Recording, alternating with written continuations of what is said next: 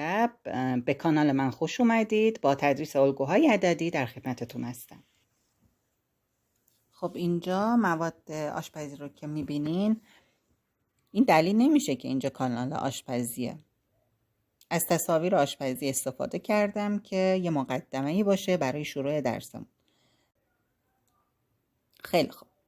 اینجا یه مواد خامی رو داریم، مثل جوز هندی، مثل شلغم یا هر مواد دیگه‌ای، مثل کدو، سیب زمینی، پیاز، حالا هر چی. اونا رو میخوایم یه به شکل دیگه ای در بیاریم. پودرشون کنیم، پورشون کنیم، یا خلالشون کنیم، یا اسلایسشون کنیم. برای این کار از چی استفاده میکنیم؟ از رنده مخصوص به خودشون. مثلا برای پودر کردن از این یکی رنده استفاده میکنیم. اگه بخوایم همین شلغم رو خیلی ریزش کنیم، از همین رنده استفاده میکنیم. ولی اگه بخوایم از خلال استفاده کنیم، از رنده دیگه استفاده میکنیم. خب یه امر خیلی واضحیه. حالا بیایم بریم سر درس خودمون، سر ریاضی. توی ریاضی ما کدو و کلم که نداریم، همش عدده. اعدادم از 1 گرفته تا الی آخر. اونجا هر موادی رو به یه رنده خاص میدادیم، یه شکل دیگه ای بهمون میداد. اینجا عدد رو باید چه بلایی سرش بیاریم که اعداد سمت چپ رو چه بلایی سرشون بیاریم؟ از چی استفاده کنیم که به ما اعداد سمت راست رو بدن؟ برای این کار از رابطه استفاده میکنیم. توی رابطه قرار میدیم اعداد ثابت رو 1 2 3 4 5 6 الی آخر رو توی رابطه خاص تا اعداد سمت راست رو به ما بده. خب برای به دست آوردن رابطه باید چی کار کنیم؟ 2 تا مبحث رو باید یاد بگیریم، با 2 تا مفهوم آشنا بشیم. یکیش شماره عدد. شماره عدد اگه بخوام واضح تر بگم، بیایم با صف افراد مقایسهشون کنیم. توی این صف یه سری افراد وایسادن. اولین چیزی که به ذهنتون میرسه چیه؟ اینکه چندمین نفر هستن اینا. منی که تو صف وایسادم چندمین نفرم؟ اولین نفر کیه؟ دومین نفر کیه؟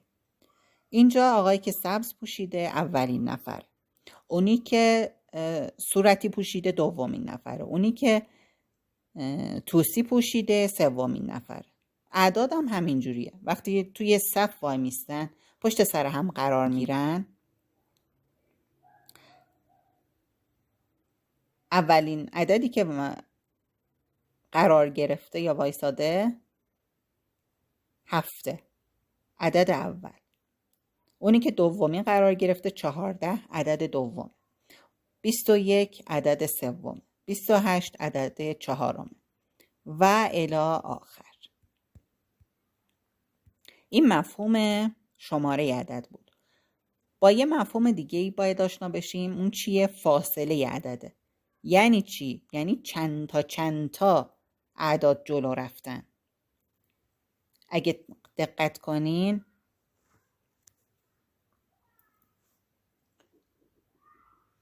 7 به اضافه 7 شده 14، 14 به اضافه باز 7 شده 21، 21 باز هم به اضافه 7 شده 28. یعنی همین جوری الی آخر ما به اضافه 7 داریم.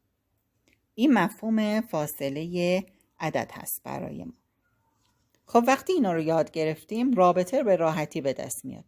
شماره عدد رو ضرب در فاصله اعدادمون میکنیم. این میشه رابطه ما.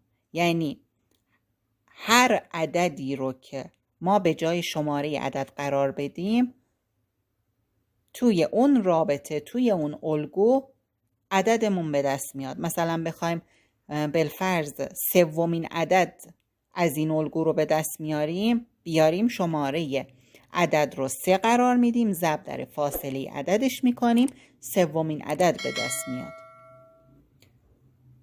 کارمون تموم شد؟ نه، کارمون تموم نشده. باید بدونیم که شماره عددی که ما ضرب در فاصله عدد میکنیم برای ما یه عددی به دست میده. درسته؟ شماره عدد مثلا 1 باشه، ضرب در فاصله عددمون هر چی باشه یه عددی بهمون میده.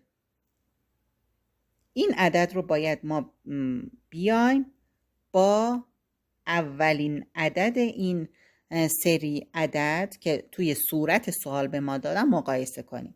چرا اولین عدد مقایسه میکنیم با اولین عدد؟ چون اینجا ما 1 قرار دادیم. اینجا 1 قرار دادیم، یعنی اولین عدد رو میخوایم به دست بیاریم. وقتی عددمون رو به دست آوردیم با این عددی که توی سوال هست اولین عددش مقایسه میکنیم. اگه برابر بودن یا یکی بودن پس رابطه یا الگومون درسته و نیاز نیست که این رابطمون رو، این رابطه‌ای که به دست آوردیم رو دستکاری کنیم. ولی اگه با هم برابر نبودن یه مبحث جداگانه است. یه تغییرات دیگه ای رو باید توی این رابطه اعمال کنیم که این میمونه برای ویدیوی جلسه بعدی که انشالله به این مبحث که مسلط تر شدین اون رو هم مشاهده میکنیم. حالا با حل یه مثال مطالب گفته شده بیشتر جا میفته. تو این سوال یه سری عدد رو به ما داده 2 4 6 8. تو قسمت الف رابطه رو ازمون خواسته، همون فرمولی که شماره عدد رو ضرب در فاصله عدد میکردیم. تو قسمت ب 20مین عدد از این اعداد رو خواسته. همونطور که میدونیم شماره عدد اولمون 2 هست، عدد دوممون 4 هستش، عدد سوممون 6. حالا اینجا ما باید عدد 20مون رو به دست بیاریم که چی هست. عددمون رو توی قسمت جیم داده و شماره عدد رو خواسته. وقتی سوال رو میخونین باید خوب متوجه بشین که چی بهمون داده و چی رو ازمون خواسته. خیلی خوب، شروع به حل میکنیم. برای به دست آوردن رابطمون چیکار باید بکنیم؟ اول از همه فاصله عدد رو به دست میاریم. چند تا جلو رفته؟ 2 به اضافه 2 شده 4. 4 بازم به اضافه 2 شده 6. 6 بازم به اضافه 2 شده 8. پس فاصله عددمون 2 هستش. فرمولمون یا رابطمون چی بود؟ شماره عدد ضرب در فاصله عدد. فاصله عددمون که پیدا کردیم 2 هستش. جاگذاری میکنیم، ضرب در عیناً شماره عددمون رو هم می نویسیم. حالا باید چیکار کنیم؟ چک کنیم که این الگویی که به دست آوردیم درسته یا نه. گفتیم چیکار میکنیم؟ شماره عدد رو 1 میذاریم که گذاشتیم.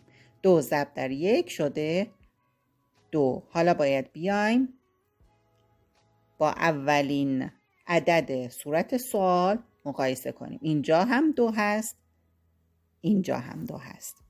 پس نیازی به تغییر نیست. رابطمون درسته. حالا اینجا گفته که عدد 20 الگو رو به دست بیاریم. شماره عددمون 20 و خود عدد رو باید به دست بیاریم. یعنی عدد 20 چنده؟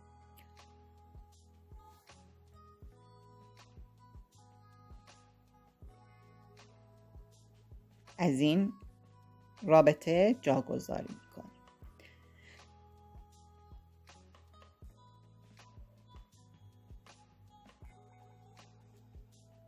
دو ضرب در 20 شماره عددمون هست.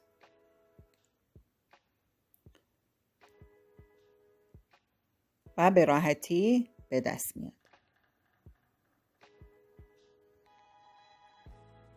تو قسمت بعدی گفته عدد 104 چندمین عدده. چندمین عدد یعنی کدوم شماره عددمون چنده. عددمون رو فرمولمون رو می نویسیم.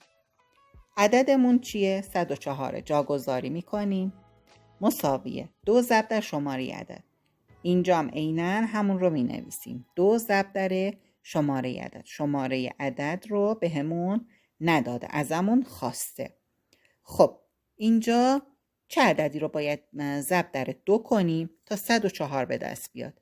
این یعنی چی؟ یعنی عمل تقسیم. 104 رو تقسیم بر 2 می کنیم. جوابمون 52 هست. یعنی چی؟ یعنی 52مین عدد 104 هست. خب اینم از آموزش امروزمون. دوستان این رو بدونین که تمرین قلب ریاضیه. هر چقدر بیشتر تمرین کنین مباحث بهتر توی ذهنتون جا میافته. امروز درسمون خیلی ساده بود. شماره عدد رو ضرب در فاصله اعداد میکردین، رابطمون به دست میومد. خیلی آسونه. ولی این رو باید حداقل 2 تا 3 تا مثال بیشتر حل کنین تا بهتر متوجه بشین که این رابطه رو کجا چجوری باید استفاده کنین. خب اگه این ویدیو رو دوست داشتین لایک کنین و اگه سابسکرایب نکردین حتما سابسکرایب بکنین. موفق و مؤید باشید.